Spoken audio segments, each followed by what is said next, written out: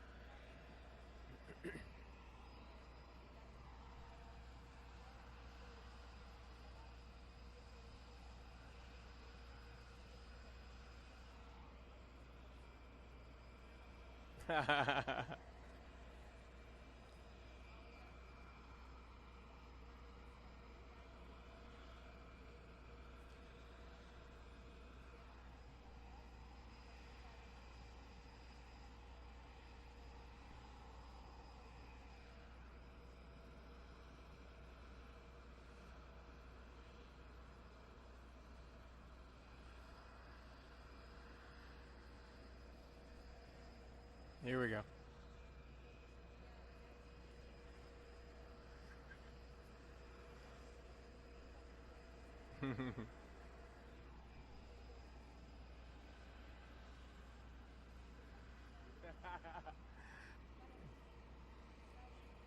Well, at our age, Ron, we got to take it easy on the staircases, you know.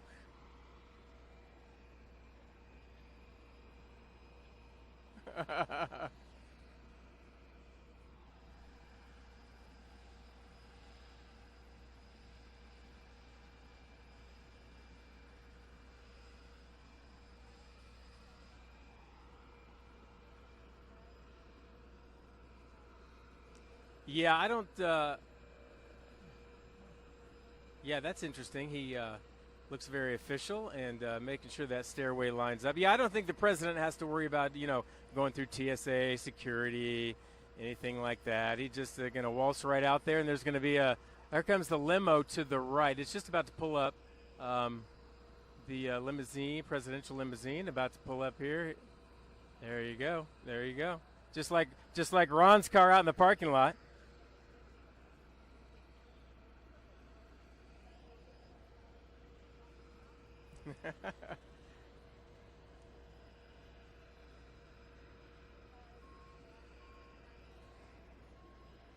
I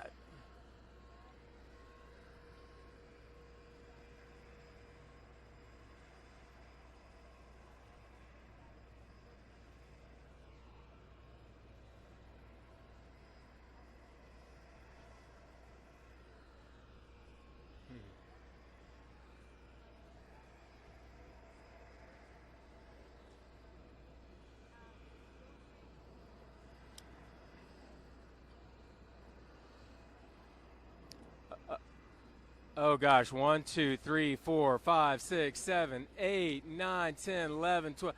I mean, 13, 14, SWAT truck, fire. I say about, yeah, at least that. So the fancy ones, though, 1, 2, 3, the first four are uh, either two limos and then 1, 2, 3 fancy SUVs, Suburbans. You got the vans, yeah.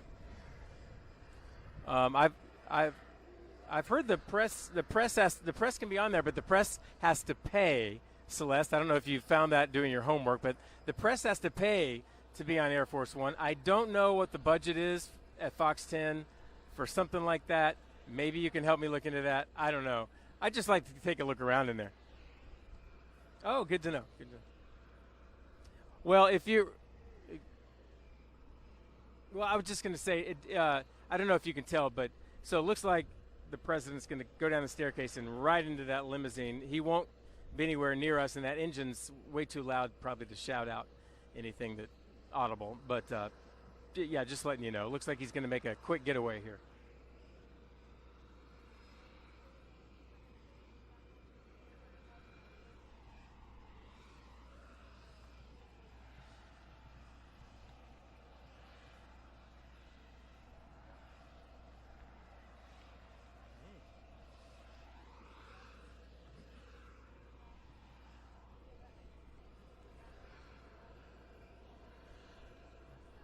Maybe Mike knows. I've always wondered where the quarters of the president are on the plane. Is it? I assume it's not toward the back.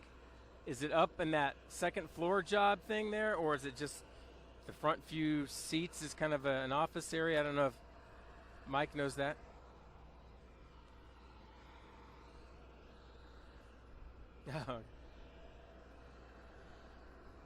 I would imagine.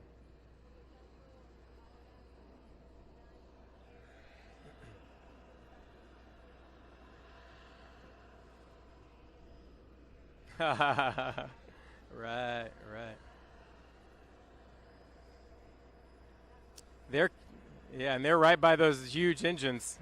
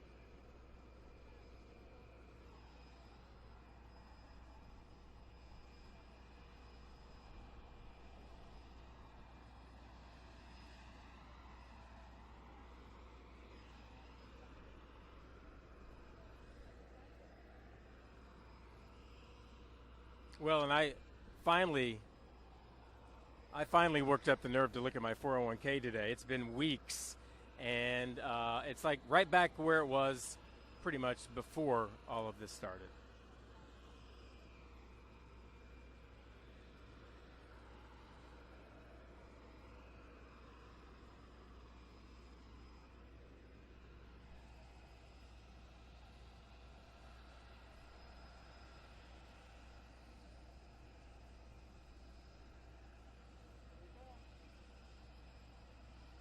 There we go.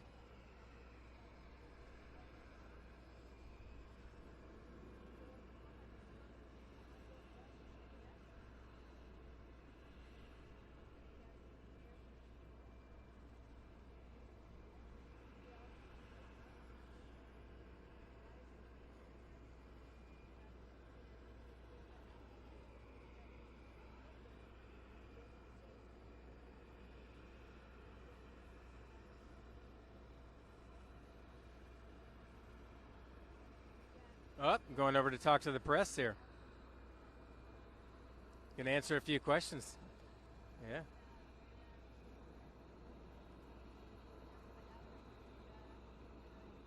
Is there a Fox reporter over there?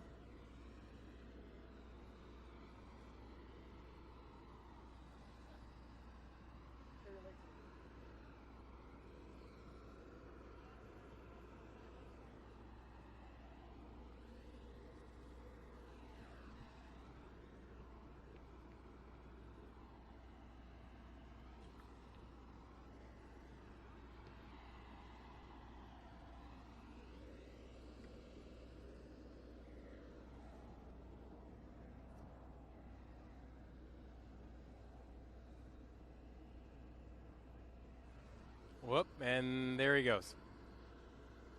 There he goes. He left, guys. Going back to the car now.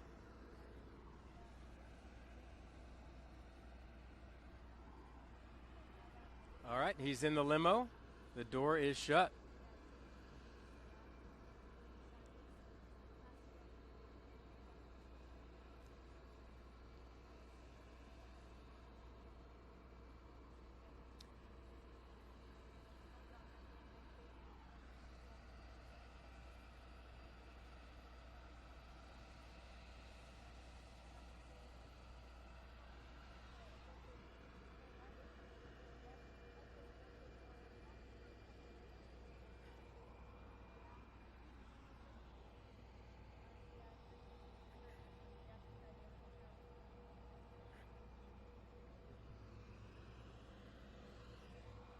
Away they go. I'm not sure exactly where they're going. They're heading to the west. I'm sure they're going to take a quick left here around some beige nondescript building that I can't quite make out. Nope, they're going to circle. My bad.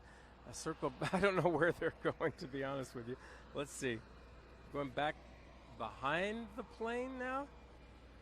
Maybe he wants a better view of Payastoa Peak. I'm not sure.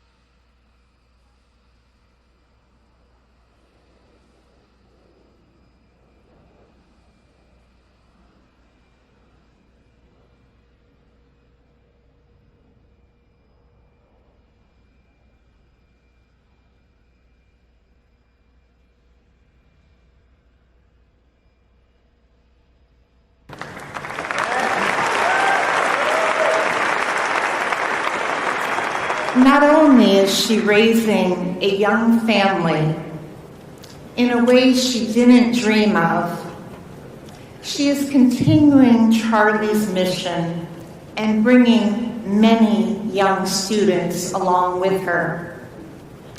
Anyone who criticizes Erika for how she grieves or how she moves forward should pause and think for a minute about the humanity of that. Many people claim to be caring and compassionate, when in fact they are incredibly judgmental. So many loved our friend Charlie, and so many love Erika. Goodness will always outshine the darkness.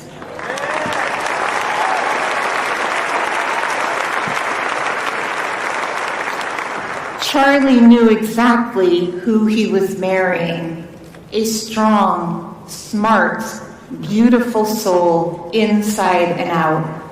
I know he is immensely proud of Erika and how she is carrying on.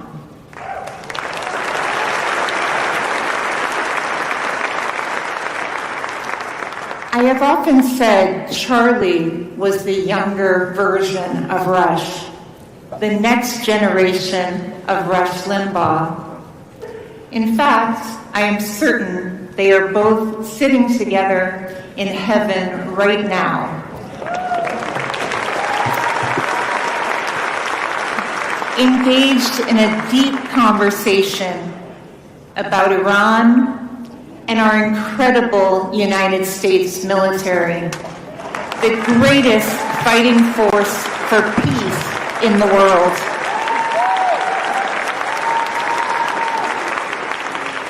Or possibly what should be done for the midterms.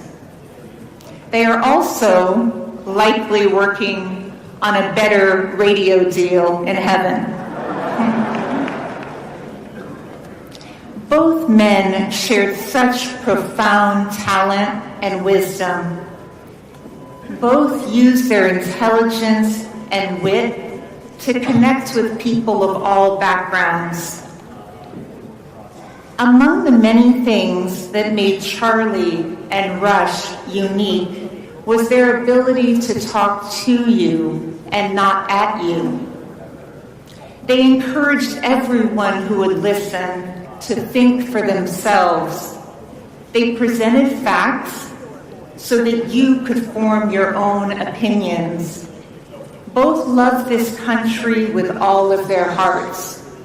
They stood for freedom and freedom of speech. Charlie and Rush are simply irreplaceable, but their lessons live on through all of us. We must continue to share these lessons with as many as possible. Both Charlie and Rush wanted young Americans to know how miraculous our country is. They wanted to explain to those who agreed and those who didn't, some of whom were outside on my way in. They needed better signs, by the way, but we'll work on that for them.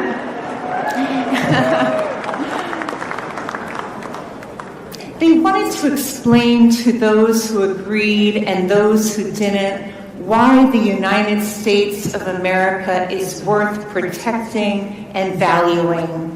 They knew, as we do, that every American has the opportunity to better their circumstance, no matter what. No matter the color of your skin, or gender, or where you started in life, or what you're told you can't do. As an American, you have the chance for a brighter future and the chance to go after your dreams simply because you are an American. There are endless stories of Americans who started in actual ghettos, in true poverty, and rose to lead industries. Those are the stories that need to be told over and over. Young girls can achieve anything that they strive for in this country.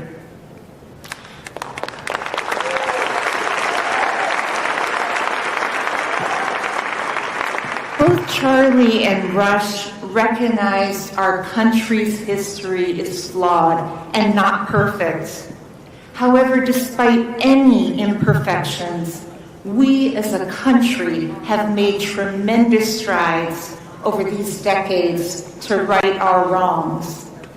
There are so many examples of this. those examples should also be told over and over.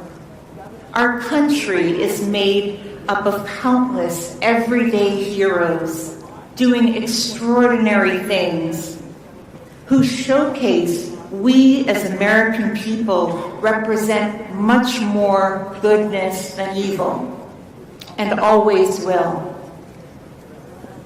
It is important that we hold on to the principles that Charlie and Rush stood for.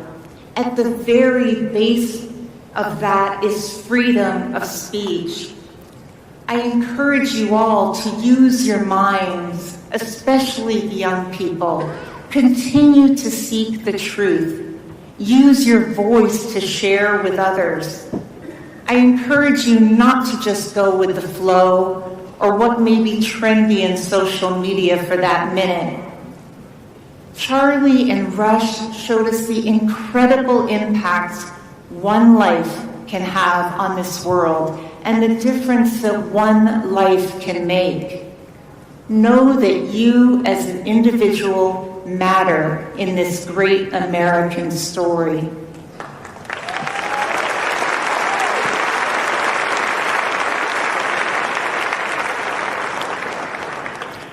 I know President Trump will be here shortly.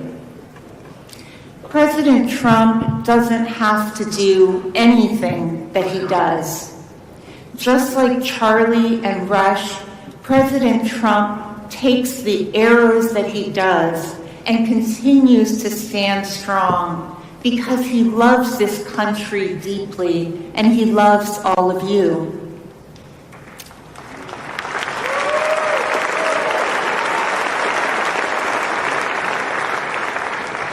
He doesn't have to work tirelessly as he does. He could have led a very content private life. But President Trump fights daily for all of us, for the younger generations, because he wants the United States to remain the most miraculous country on earth, where there is opportunity for all of us. He runs our country with a business mind and a father's heart. Exactly what is needed.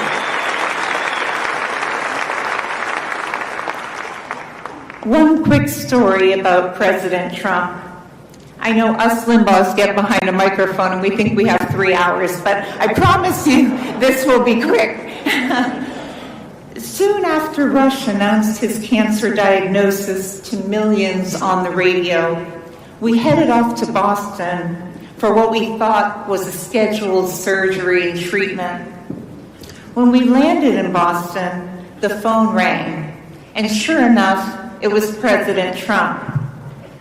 He asked what we were doing, and Rush said, "Oh, well, just preparing for surgery this afternoon." President Trump, without hesitation, said, how about coming to the Capitol tonight? Sitting in an old t-shirt in Boston, Rush looked at me and said, "Tonight?" Mind you, the t-shirt was about all that he had packed. "Oh, no, we couldn't possibly make it to Washington tonight." Well, you all know how persuasive President Trump can be. Needless to say, the surgery was delayed, and we were in the Capitol hours later for Rush to be presented with the Presidential Medal of Freedom.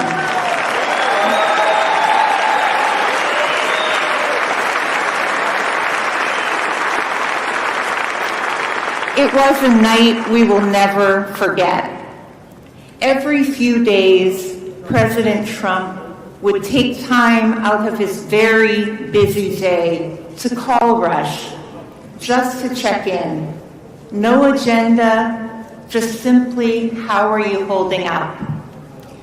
President Trump is a great man who cares for our country so deeply, and Americans in that very same way. God bless Erika, and her children. God bless President Trump, and God bless all of you. Thank you.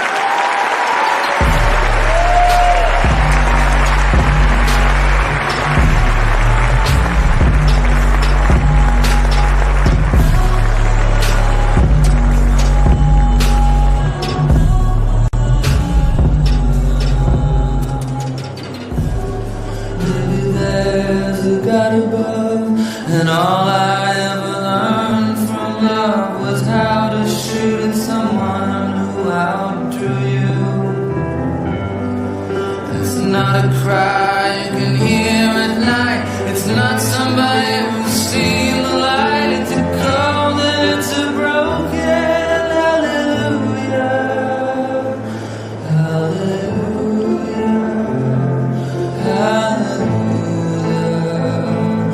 hallelujah. Hallelujah. Hallelujah.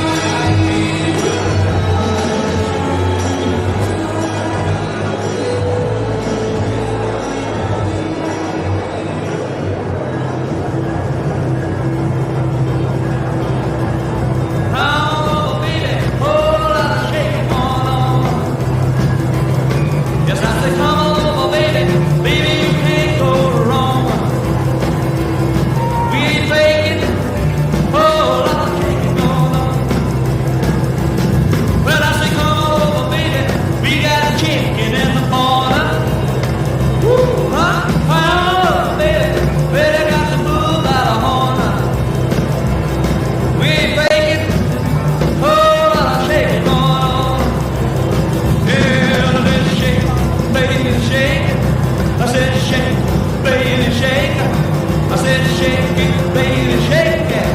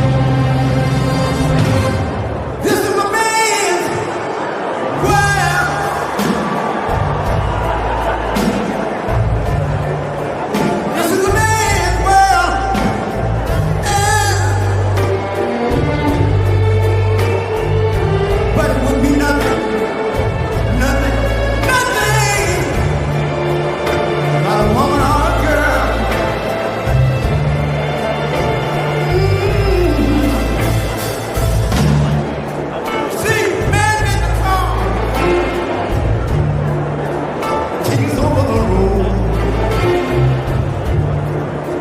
Man made the train, carry the heavy load. Man made the electric lights, take us out of the dark. And man made the boat on the water. And my Bible said Noah made the ark. This is the man's world. But it wouldn't be nothing then but a woman or a girl.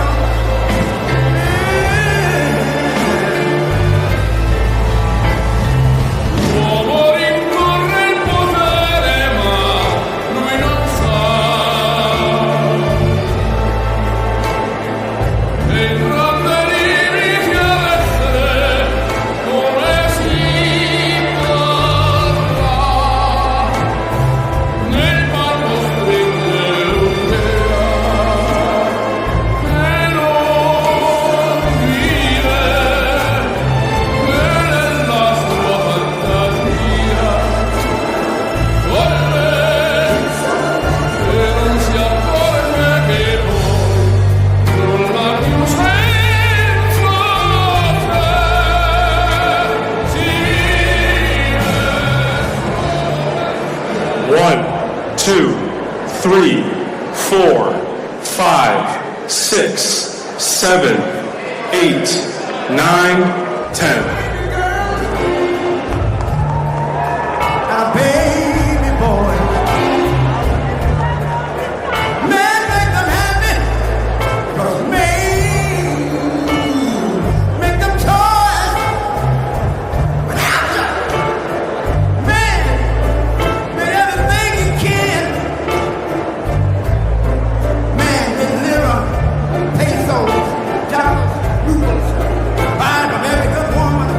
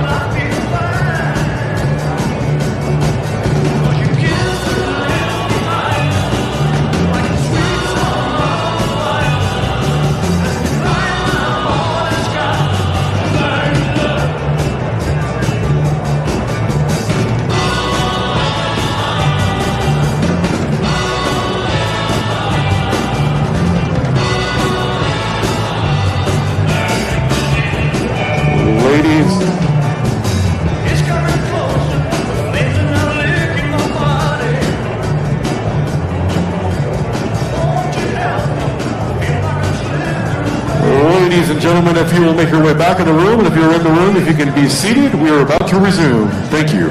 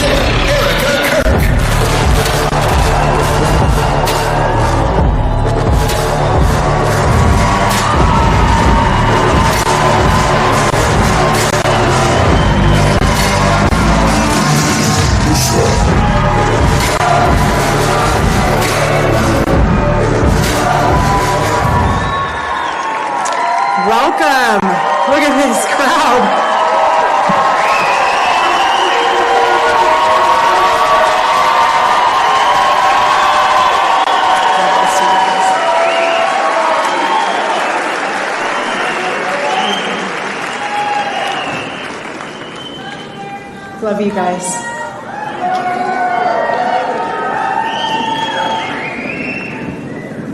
Over the past 7 months, I have seen the worst of humanity, but I've also seen the best of it.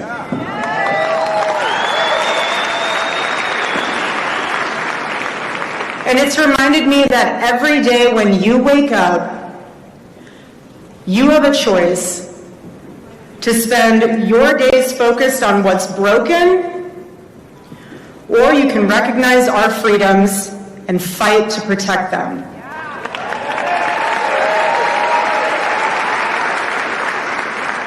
As Americans, we are all privileged to live in the greatest country in the world.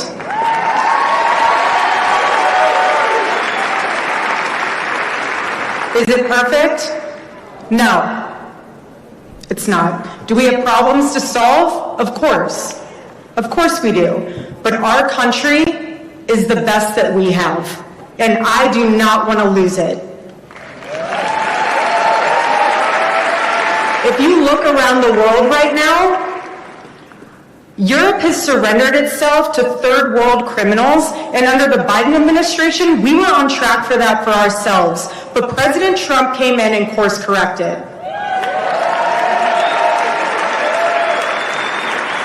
In countries like Nigeria, radical Islamists are murdering Christians for their faith. In Canada, they'll tell you you're better off getting medically assisted suicide than believing in the sanctity of life. While in America, we understand that a free life is worth living. But there is nowhere else on earth like the United States of America. There is not. And with this powerful combination of freedom, the ability to live your life with your faith openly, and the chance to build a life, nowhere else like it. And nowhere else I would want to be, and I'm sure you guys feel the same exact way.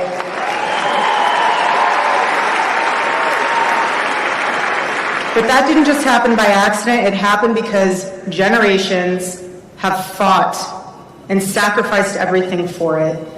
And because all of us, as a united front, said enough is enough and showed up to vote for President Trump in 2024. Amazing. We said enough was enough. And I'll never forget after that election. I know none of you will either. Charlie's sitting there. He was going through the numbers. He was going through the maps. He was looking at all the data points. And he said to us, he goes, "This is it." He said, "The red wall." He said, "If you can secure Arizona, Nevada, and New Hampshire, and you're investing into these states and not just into these races," he said, "their maps will collapse and their strategies will fail."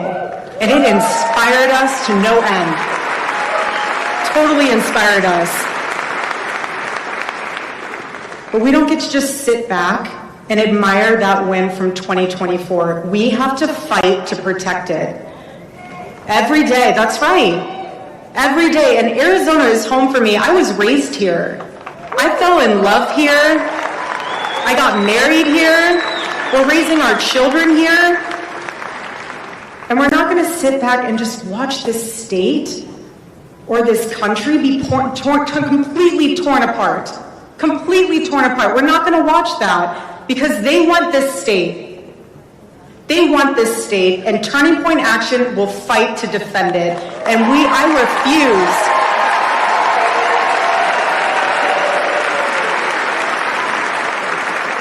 I refuse to let California become Arizona. Not happening. Not happening. We don't want Arizona to elect people like Eric Swalwell. No, we don't. No, we won't. But I will say, unfortunately, we do have his best friend, Ruben Gallego, here, so we have some work to do. We have some work to do. But seriously, though, I do not want a country to look like the protesters outside who are celebrating the murder of my husband. I do not want a country like that. So let's not forget how quickly things can go in the wrong direction. We just lived through 4 years of corruption dressed up as compassion. 4 years of that. You remember when we had Christian pro-life activists being persecuted for their beliefs? Remember when concerned parents were getting targeted by federal law enforcement just for showing up at their school board meetings? Remember Lake and Riley? I do. Remember wide open borders? 500,000 people poured into this state alone, thanks to an administration that didn't care about stopping them. And now, 452 days into the Trump administration, look at what has already been done. Look at it. There are accomplishments. And yes, there is more to be done, but my husband and all of you fought for this, and we achieved it.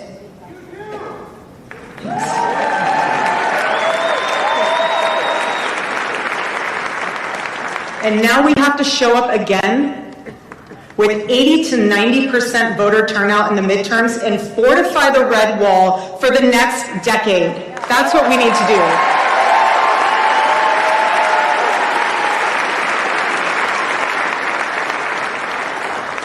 But at the same time, you have people out there who are actively trying to tear this country apart. They love to start fights, dividing us all against each other, spreading negativity, all to get clicks and influence the algorithm to maximize profits.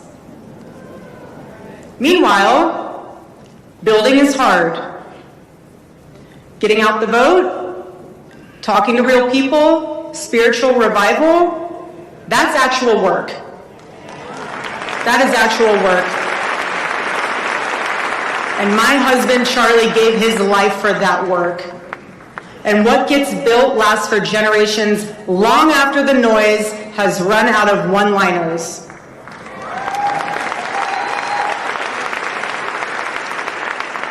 No one understands this better than President Trump. No one. No matter what they throw at him, he perseveres in the face of adversity because the mission is too important.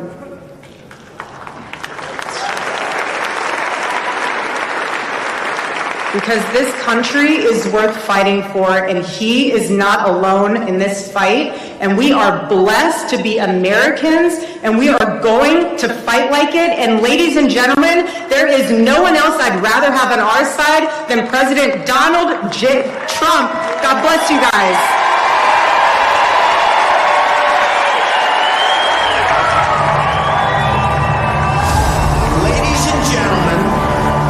Officially running for President of the United States, and we are going to make our country great again. Donald Trump swept all 7 swing states. 6 of them flipped from Joe Biden's column in 2020. More than 80% of all the nation's counties moved toward the right.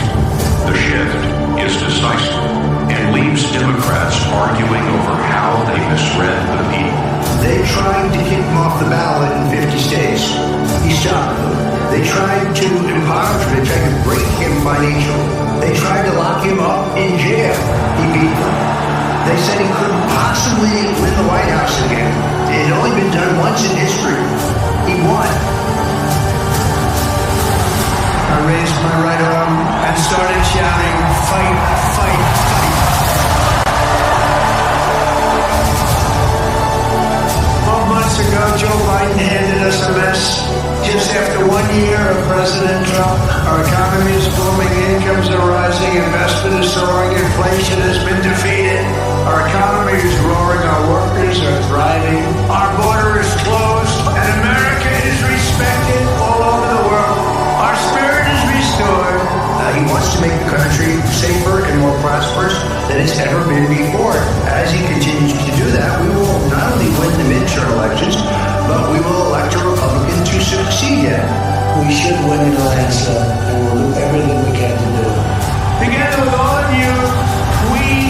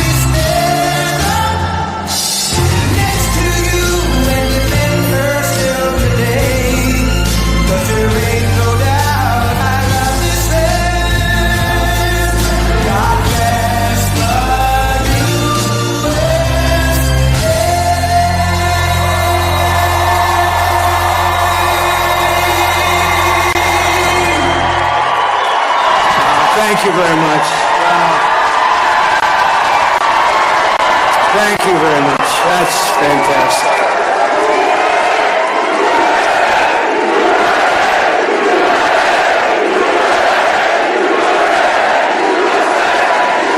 Well, I want to thank all those seniors, but I want to thank all the young people. I've never seen so many young people in my life.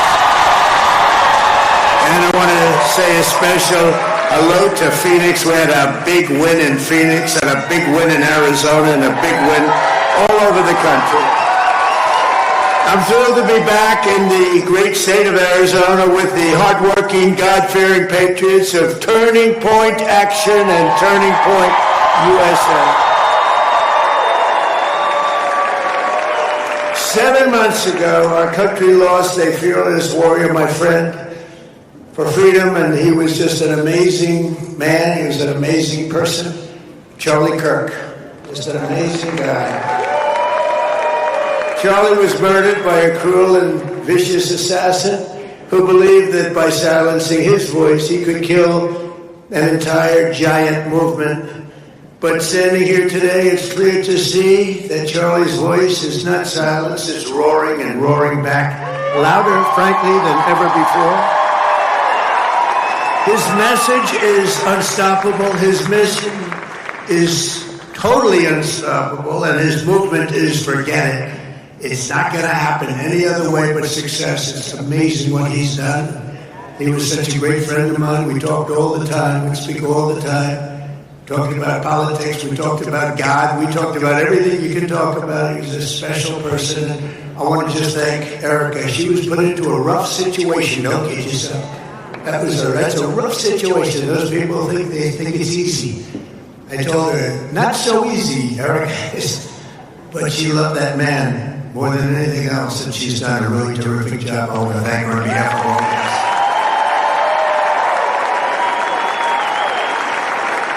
Because together we're making America great again, and this November we're going to win the midterms. We're going to win, and we're going to win like never before. For some reason, even if you have a great presidency, if you haven't, I don't think there's been one like this. And we have some good news I'll tell you about. Would anybody like to hear about Iran a little bit? You know, this was scheduled a long time ago. I said, let's not do any media for a little while. Here I am. This is sort of interesting. They're all waiting. Look at all the fake news back there. So, we could fill this place up 4 times. Would anybody like to give up your seat? Allow somebody to. But it's really been an incredible period of time, and I'll tell you about it. But in 2024, Turning Point's grassroots army helped us win Arizona in an absolute landslide. We won all 7 swing states. We won the Electoral College 312 to 226. We won the popular vote by millions of votes, and we won, and that's the first time in decades that a Republican, I don't know what that's all about, won the popular vote. But we won by a lot, and we won 86% of all counties. Now think of that. Counties, to me, that's the biggest of all, most important of all. 86% of all counties in America, 2,700 to 525. That's called a landslide. And I want to thank everybody at Turning Point Action who's working tirelessly to help us get out the vote this November 3rd. And I especially want to thank all of the executives and Erika Kirk in particular. Thank you. This will be a great and brilliant day for the world, because Iran has just announced that the Strait of Hormuz is fully open and ready for business and full passage.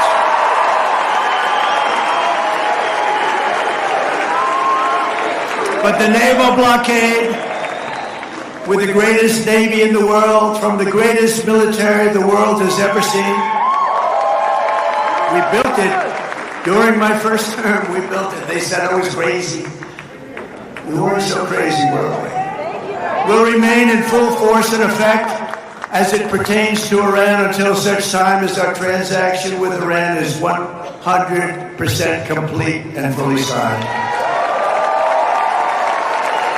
And this process, we're getting along well, but who knows with anyone, but who knows with Iran in particular. This process should go very quickly, in that most of the points are already negotiated and agreed to. You'll be very happy. The USA will get all nuclear dust. You know what the nuclear dust is? That was that white powdery substance created by our B-2 bombers, those great B-2 bombers, late one evening, 7 months ago. No money will exchange hands in any way, shape, or form.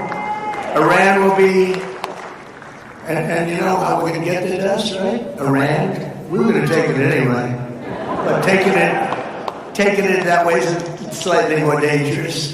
But we're going to get it anyway. But Iran, with the help of the USA, has removed or is removing all of the sea mines. And most importantly, it never agreed, and you'll understand, they will never have a nuclear weapon. They will never have a weapon.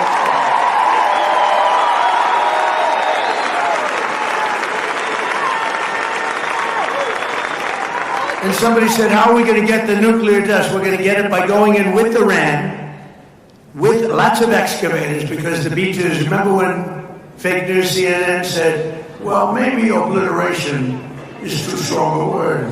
Obliteration. That's so deep. We need the biggest excavators you can imagine, but we're going to go in together with Iran, we're going to get it, and we're going to take it back home to the USA. And now that the Hormuz Strait situation is almost over, I received a call from NATO asking if we would like some help. Thank you very much, NATO. And I told them I would have liked your help 2 months ago, but now I really don't want your help anymore. Because they were absolutely useless when we needed them. But actually, we never needed them. They needed us. They need us. They need us so badly. You know, it's a little bit like if you're a politician. Sorry to believe I'm a politician, but after I won, people came up to me, sir, I'd like to make a major contribution to your campaign. And I said, listen, just so you understand, campaign contributions after I won don't count. They don't. And NATO after we won, that doesn't count either. It's the same thing. But you have to remember that because we spend hundreds of billions of dollars a year. We spend money. We spend, I would say, in many cases, close to $1 trillion over a couple of years. $1 trillion to help them. And we're always helping them. And this was just a military excursion. This isn't the big time. You know, we built the military so great. I'm so proud. It was one of the including Space Force. You know, you see all of that. When you see those rockets go one, look up there, this Space Force, we all created Space Force, didn't exist. We were losing to China and to Russia in space, and now we're so far ahead of them both, you wouldn't believe it. But yesterday, on top of it all, we achieved what everyone said was impossible, an unprecedented ceasefire between Israel and Lebanon, and that hasn't taken place in 78 years. 78 years. Our deal with Iran is not in any way tied to Lebanon, but we will make Lebanon great again. I mean, it's about time we've sort of, the world has forgotten them, and they're good people who have lived like hell for a long period of time, and hopefully the situation with Hezbollah will get straightened out quickly. But I want to thank the country of Pakistan and its great prime minister and its great field marshal. He's our great field marshal. Two fantastic people for helping. They really are terrific people. And I also want to thank Saudi Arabia, Qatar, UAE, Bahrain, Kuwait. They've been amazing. They've all helped tremendously.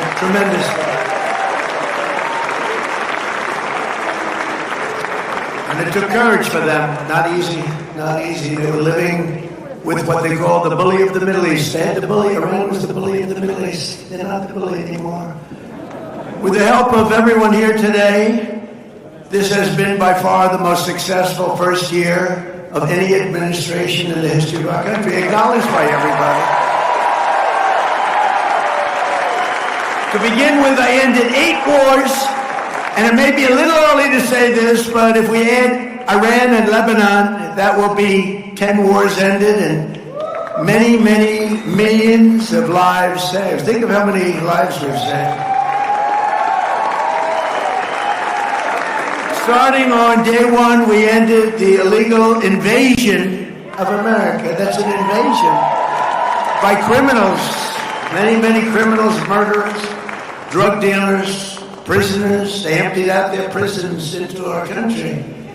And we took the most dangerous, unsafe, violent, and open border and created the most secure border in U.S. history, one of the most secure borders anywhere in the world, with 0 illegal aliens coming into our country in the past 11 months. 0! And in 2025, we achieved the largest drop in violent crime ever recorded. That's despite all of these people that came into our country. Many of them are now gone, I'm pleased to tell you. The murder rate, isn't it a terrible thing to be talking about murder? But you gotta say it. At least it was good news. I guess it's good news. The murder rate reached the lowest level in over 125 years. 1900. The year 1900, before my father was born. My father was great. Before he was born, the flow of deadly fentanyl pouring across our border is down by an astounding 59%. And as you probably noticed, if you watch the news, illegal drugs coming in by ocean or sea are down by 97%. 97%.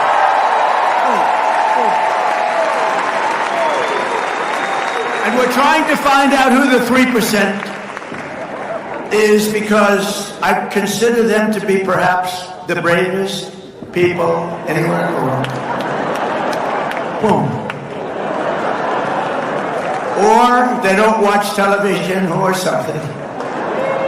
We passed the largest tax cuts in American history, the largest spending cuts in American history, the largest regulation cuts in American history, and the largest investment in border security in the history of our country. And starting my first day in office, we banned the transgender mutilization of our children.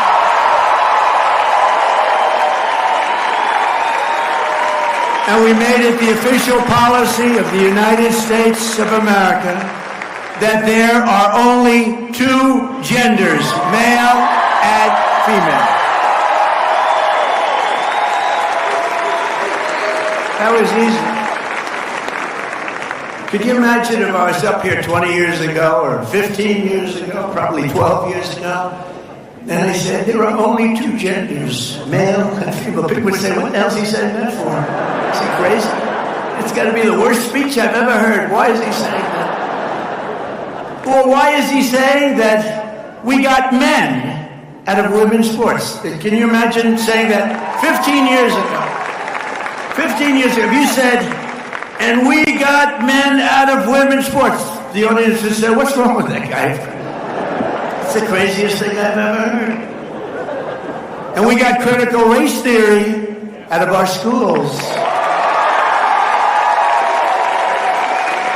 And we abolished DEI across the entire federal government. And we eliminated so-called affirmative action in federal contracting and university admissions.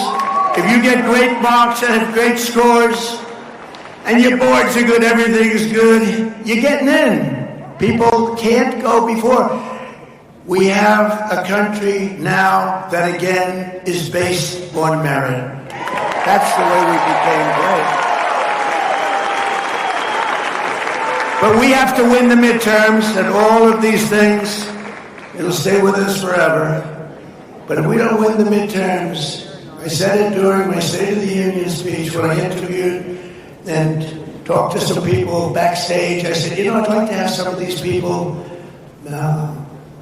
called out for their greatness.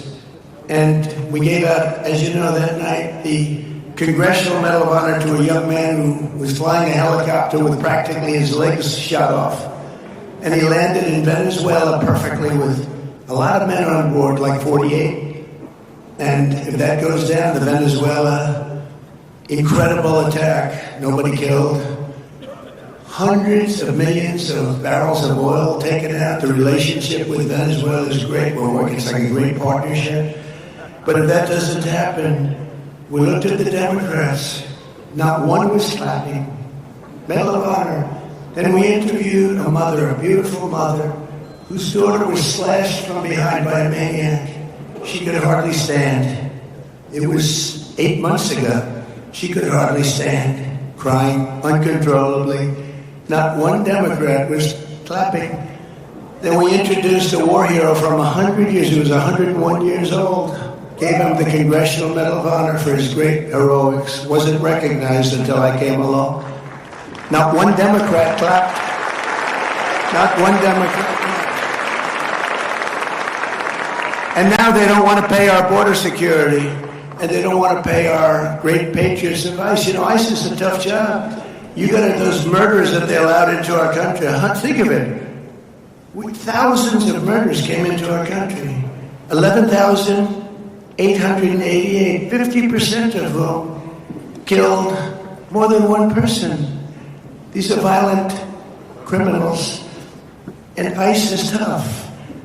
And I don't want that job, and most of you don't either. I have a couple of friends in the front row, and they're tough people, but they're not that tough. They don't want that job. And if we don't have ICE, and if we don't have our great Border Patrol, and if we don't have our great policemen, and all of these people, they're incredible. They keep our country great. They keep our country safe. And the Democrats want to defund them. They want to defund ICE. They want ICE terminated. And you know, whether you're liberal, conservative, doesn't matter.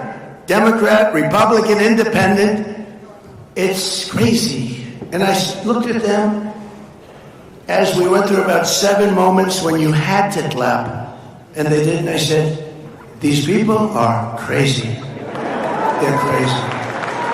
And you know, I don't know if you noticed, the word was passed to them from people that were watching, I guess, on television, maybe standing backstage.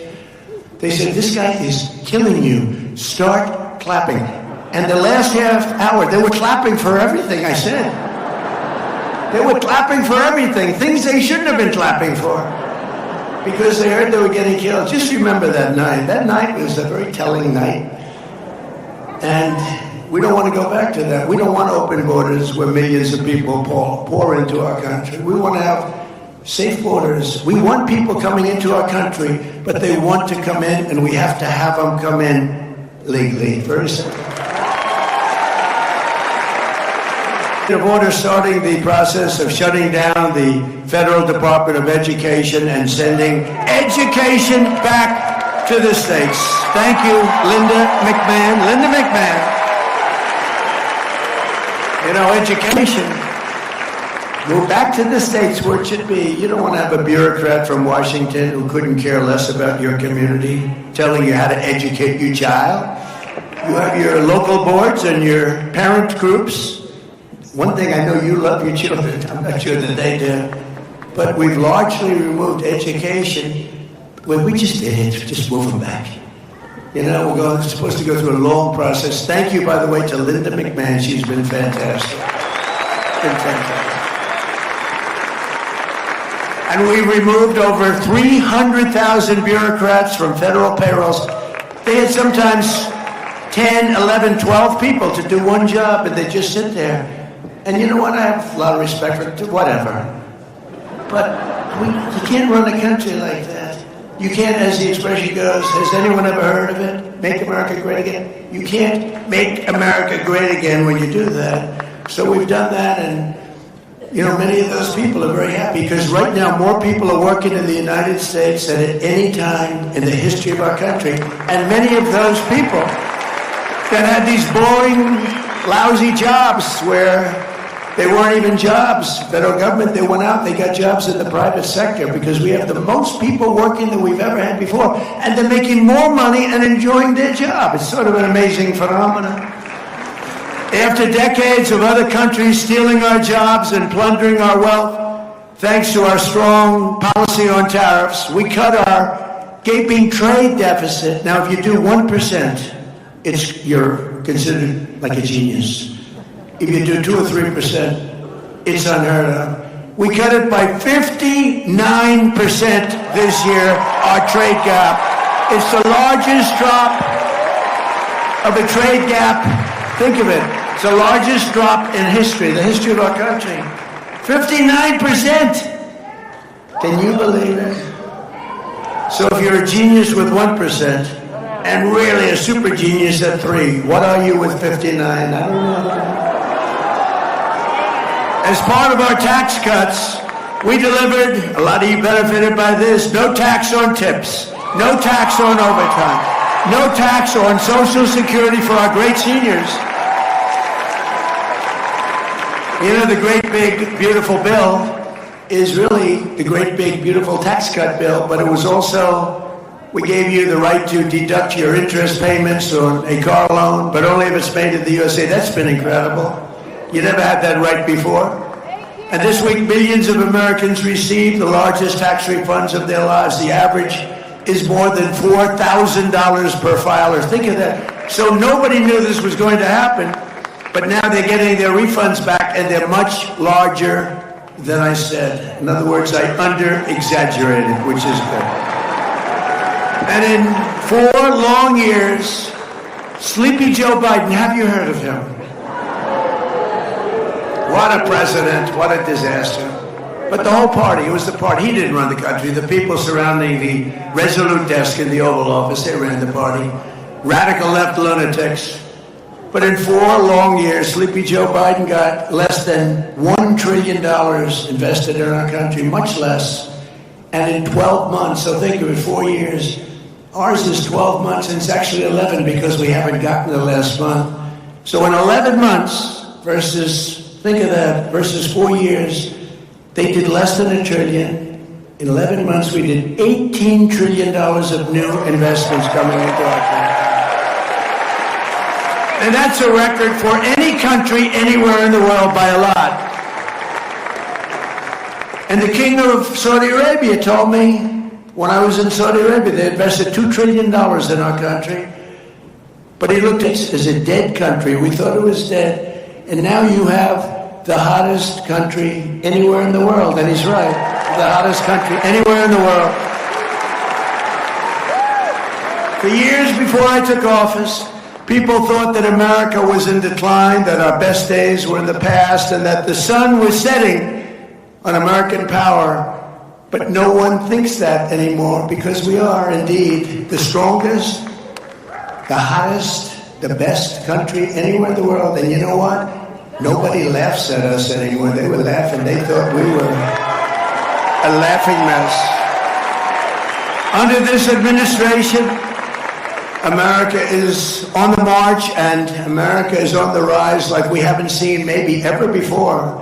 We are respected again as a country, and we're respected at levels that nobody thought possible. Unlike past leaders, this administration does not apologize for American power. We are not ashamed of American might, and we do not hesitate to defend the American people, which is what we've been doing for the last 2 months, because Iran cannot have a nuclear weapon. It's very simple.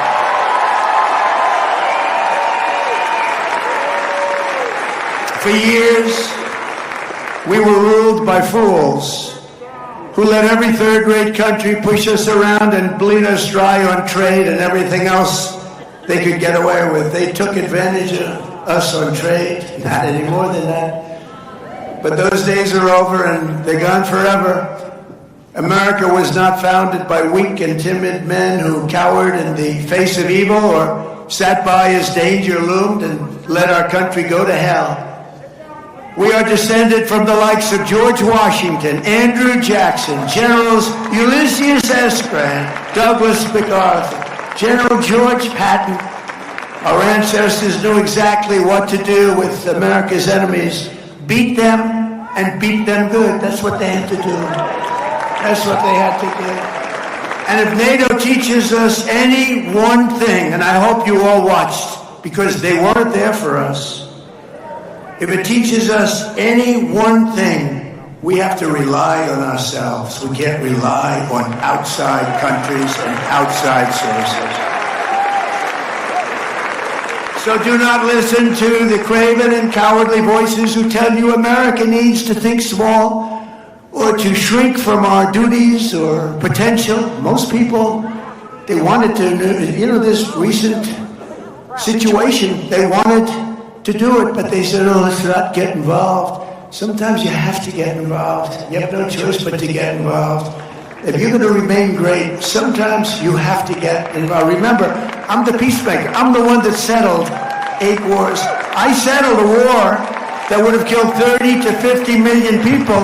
India, Pakistan. You have to sometimes get involved. We are the inheritors of the most incredible civilization that has ever existed, and our task is to defend it. We have to defend it. Past leaders used our wealth and power to make other countries rich and treated our military like a charity for the world while getting barely a word of thanks in return. Nobody thanks us. They don't say, oh, thank you so much. They don't thank us. They think we're stupid. That's really what it is. They don't thank us. Now, we're using American strength to advance American interests for American citizens and to ensure that we remain the most dominant country on the face of the earth, which we're doing at levels that nobody can believe, actually. Every branch of our armed forces is setting new recruitment records that nobody thought would be possible because everyone wants to be a part of the greatest military the world has ever seen. In January, our warriors flew straight into the heart of the Venezuelan capital, captured the outlaw dictator Nicolas Maduro, and brought him to face American justice, which is what he's doing right now.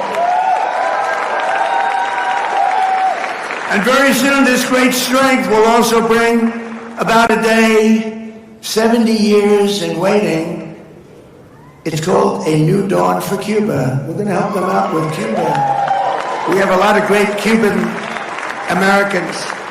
Not too many people in this audience, I don't think, but you go to Miami, we have people, Cuban Americans, people that were brutally treated, whose families were killed and brutalized, and now watch what happens. Under this governing philosophy, instead of locking down our energy resources and putting ourselves at the mercy of those that hate us, and they hate us, and they don't respect us, but they do now, we are unleashing our own supplies with those really beautiful words. Perhaps you've heard them before. Drill, baby, drill, right? And because of that, we now produce more oil than Russia and Saudi Arabia combined, and very soon that number will more than double. That's pretty good. In addition, our new partner, Venezuela. Venezuela's been great, really doing a good job over there, is adding very substantially to that number. Likewise, instead of using our wealth to throw open our borders and feed, house, clothe, and police the entire world, we're restoring the principle that America's immigration policies must serve the best interests of America and its great citizens. It's called America First. It's very simple. America First. And we'll help other countries, but we have to view it as America First. Otherwise, we're not going to have a country left. At this moment, Democrats have shut down the Department of Homeland Security to shield the world's most heinous and violent criminals from deportation. They want to keep them in our country. They have a murderer, killed many people. They want to keep him in our country. They're fighting very hard to keep him here. There's something, I'm telling you, there's something wrong with these people. They want to protect deranged monsters like the illegal alien from Haiti, who recently beat a mother of 2 to death with a hammer at a Florida gas station for all to see. It was all on tape. You saw it just a week ago.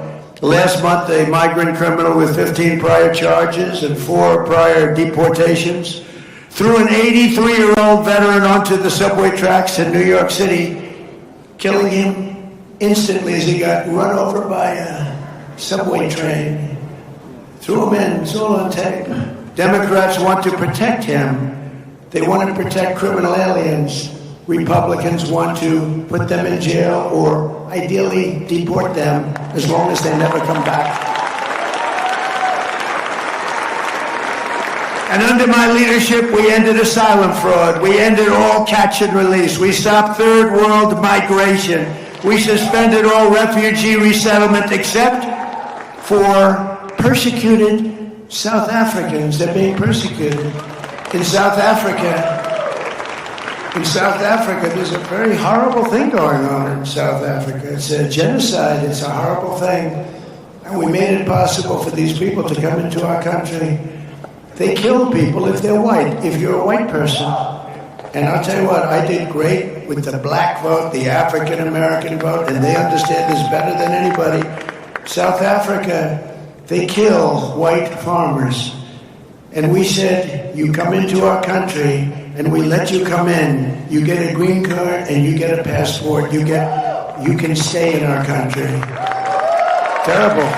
Terrible. We can't let it go on. No, we don't have to talk about it. People don't like talking about it. You know, New York Times wrote a story about it years ago. That was the only story they ever wrote.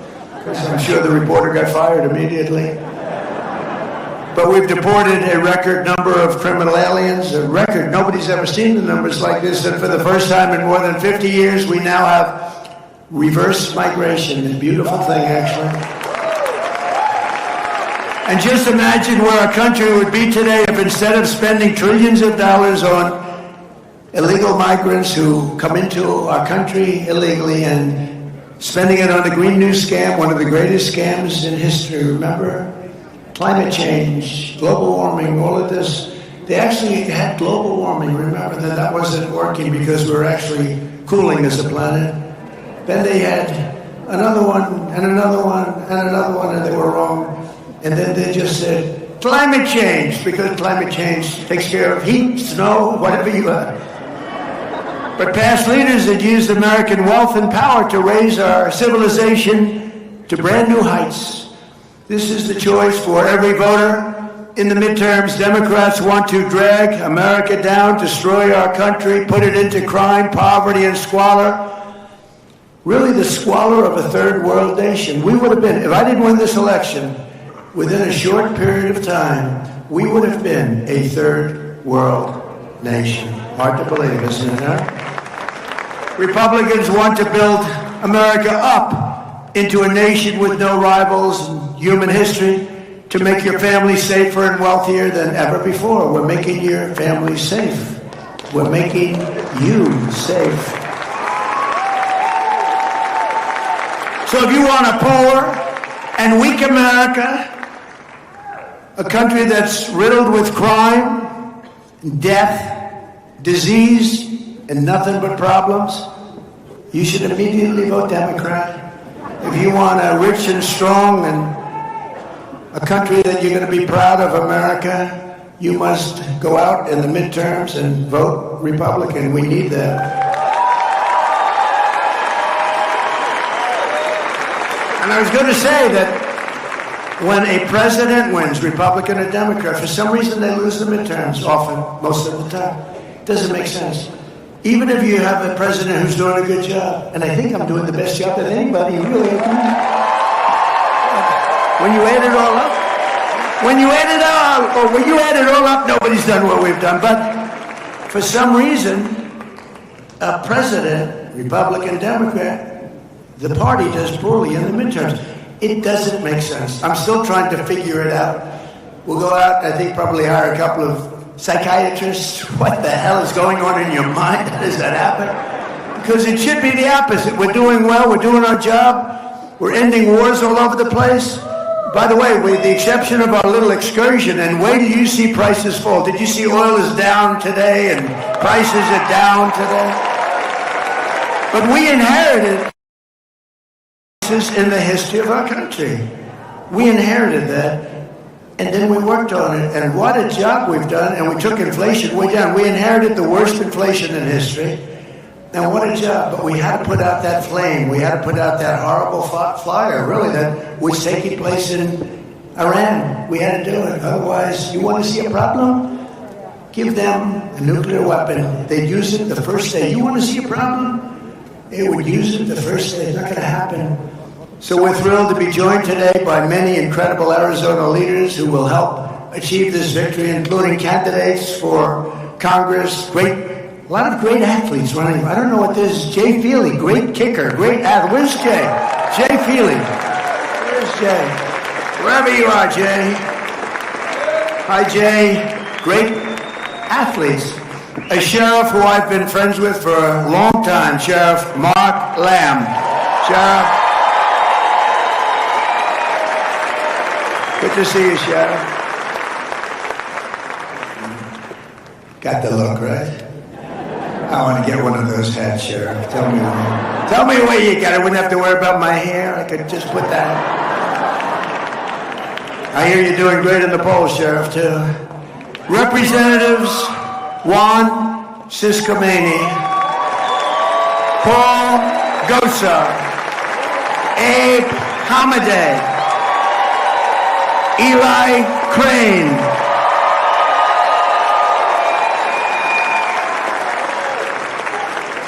and a really good friend of mine who's running for governor who should win. He's great. Andy Biggs. Where's Andy? You better win, Andy. I hate to lose him from Congress. You want to know? You know, I'm sort of torn with Andy. I hate to lose him, but he'll be a great governor. Arizona GOP Chair Sergio Moreno. Sergio. Thank you, sir. Great job you're doing. Thank you. Thank you for all the help. Arizona Senate President Warren Peterson. Warren. Thank you, Warren. Thank you. Popular, Warren. Very popular. Treasurer Kimberly Yee.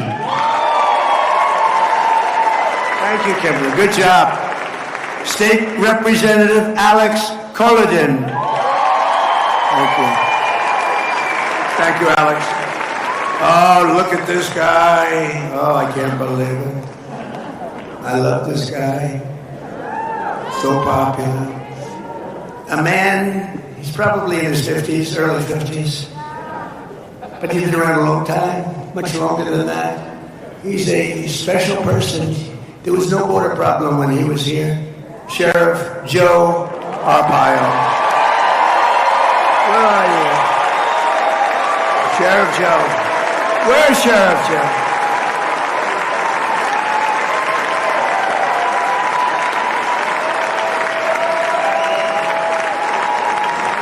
You know, he came out for me when I was running.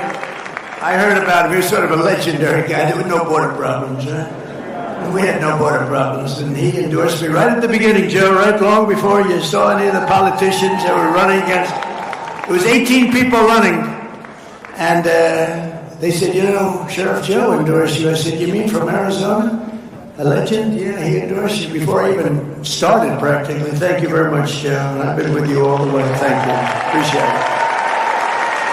Along with a special friend of mine and married to one of the greats, Rush Limbaugh, Catherine Limbaugh. Thank you, Catherine. She's a great woman. And a veteran Border Patrol agent who's been a fantastic friend of me and the campaign and all of the things, Art Del Cueto. Art, wherever you are, Art. And you know, we have a lot of athletes, and I sort of think of myself, I'm sort of big. Sometimes in the wrong direction, maybe. Big. These guys are really big. Ryan Thompson of the Arizona Diamondbacks is a terrific player. We have a World Series champion. I met him today, and I said, you were a hell of a hitter. And really was a great player, and could be probably still a great player. Looks good. World Series champion Mark Grace. Mark? What a good hit.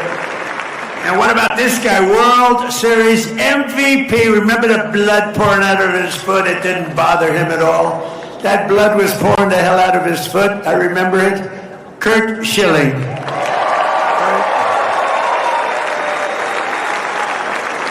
Thank you. Thank you. And they're all characters, too, aren't they? It's really amazing. We like characters. Hockey Hall of Famer and a great golfer, I can tell you that. He's really a good golfer, Jeremy Roenick. Jeremy? Thank you, Jeremy. Thank you, man.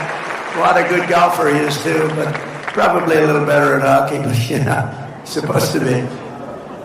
NASCAR great, Danica Patrick. Danica? Where's Danica? Where's Danica? I love Danica. I love her hair. I always liked her hair. I like the little widow's peak. You know what a widow's peak? Danica, where are you, Danica? So great. Thank you, darling. What a job you've done. What a job you did. Former NBA All-Star, Tom Chambers. Tom, there's a big guy. I didn't want my picture next to him. He stood up. I said, is that Tom Chambers? Yeah. I said, well, let's take it. I'll stand on this side of the room. Tom said, no.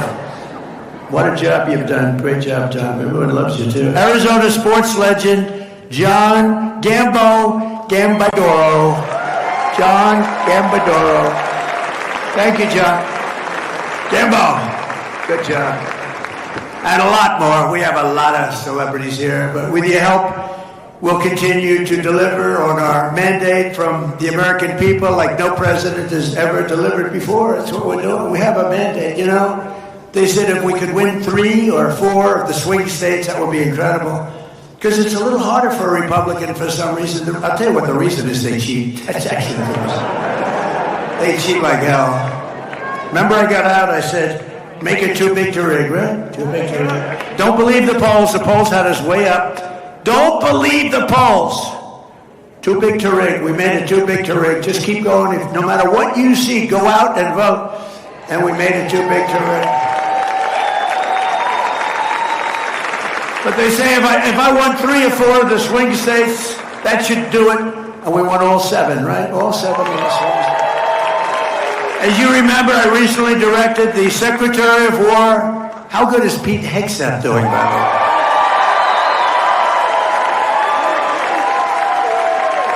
To begin releasing government files relating to UFOs and unexplained aerial phenomena.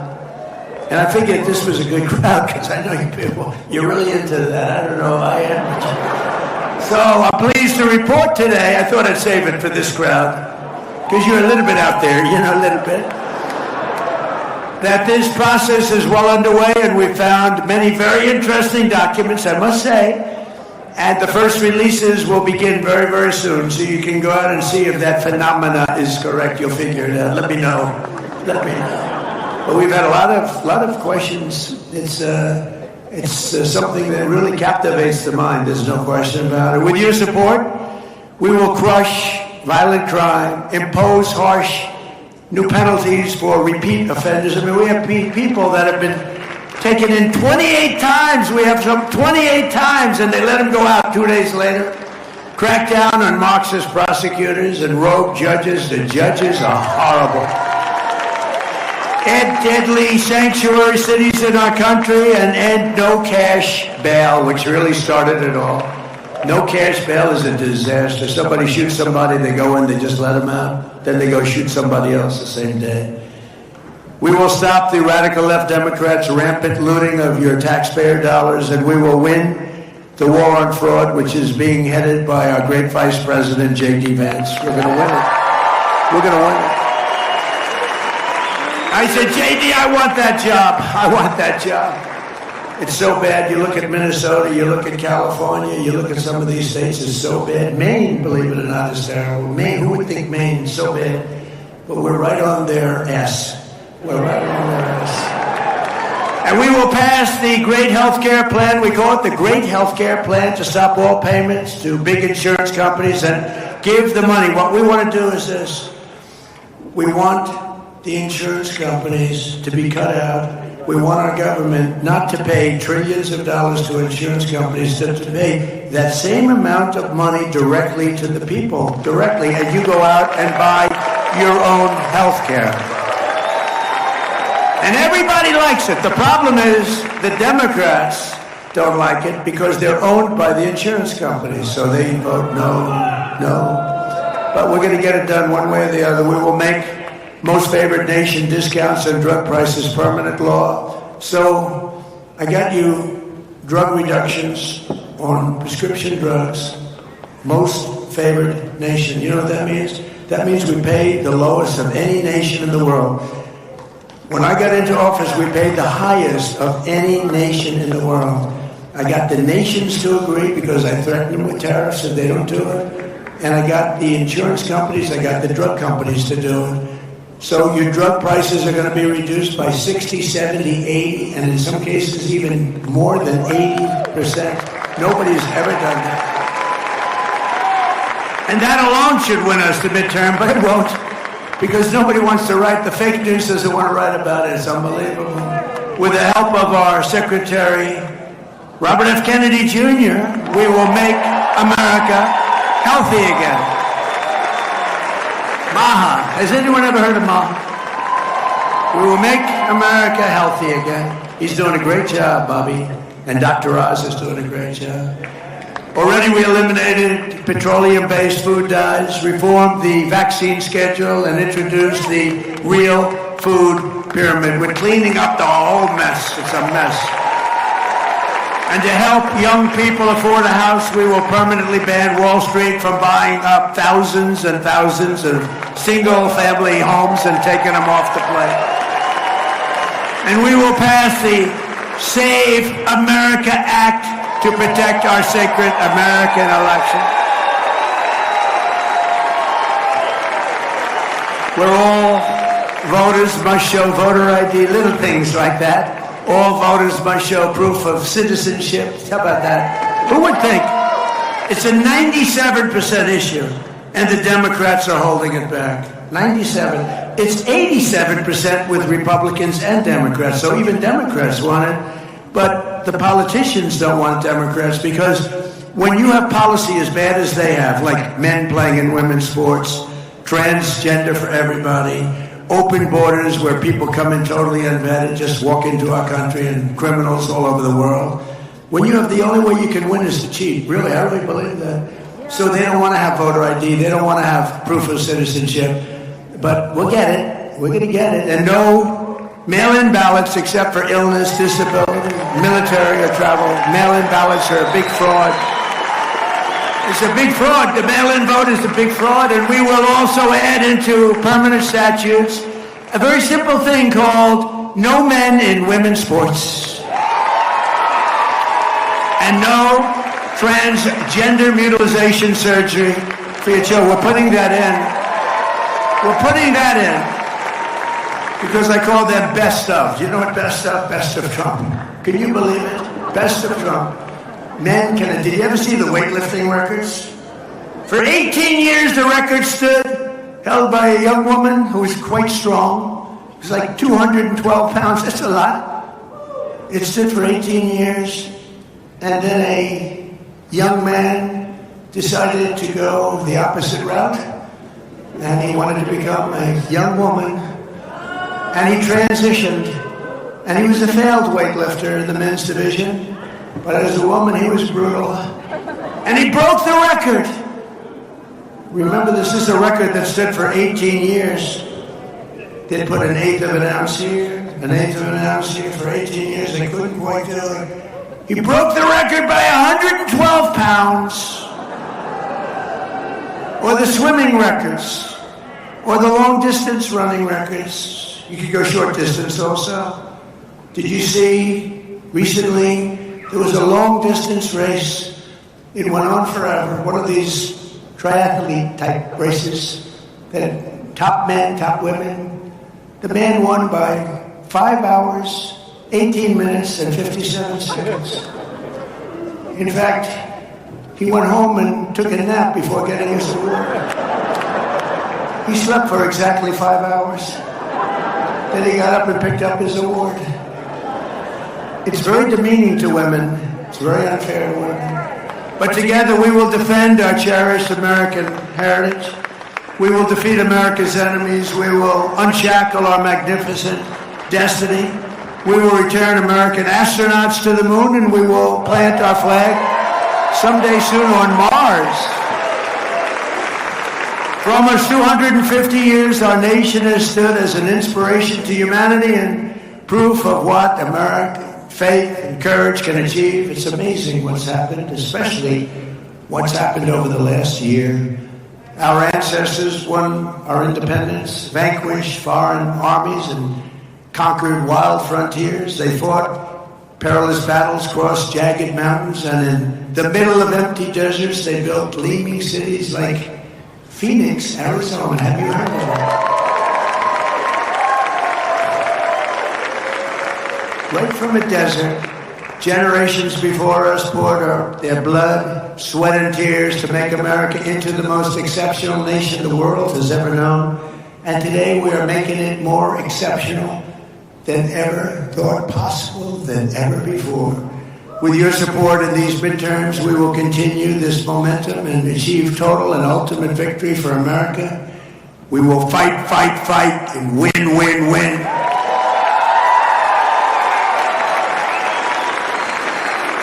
And together, we will make America powerful again. We will make America wealthy again. We will make America healthy again. We will make America strong again. We will make America proud again. We will make America safe again. And we will make America great again. Thank you very much, Arizona. Thank you. Thank you. Win those midterms. Thank you, everybody.